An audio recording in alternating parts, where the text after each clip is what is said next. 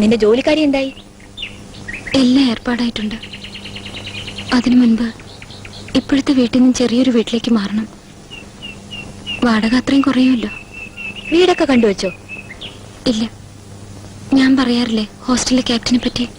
പുള്ളി ഏറ്റിട്ടുണ്ട്. ഇപ്പൊ ഞങ്ങൾക്ക് ആകെ ഒരു ഹെൽപ്പ് അയാളാ. ആളിനെ പറ്റി കൂടുതലൊന്നും പറയണ്ട, അറിയാലോ. അതൊക്കെ ശരിയാ, പക്ഷെ മനുഷ്യനിൽ ദൈവവും ചെകുത്താനും ഇല്ലേ? ഇപ്പൊ അയാളുടെ ദൈവമായിരിക്കും ഇതൊക്കെ ചെയ്യുന്നത്. സുജേ, ജോലിക്കാരെ എന്റെ ഒരു പാർട്ടി നമുക്ക് വരാൻ പറയണം. നേരത്തെ പറഞ്ഞാലേ എനിക്ക് ഫ്രീ ആകാൻ പറ്റൂ. ഓക്കെ?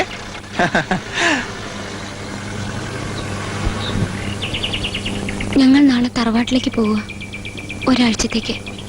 അപ്പോഴേക്കും വീട് മാറ്റവും ശരിയാവും. പോട്ടെ.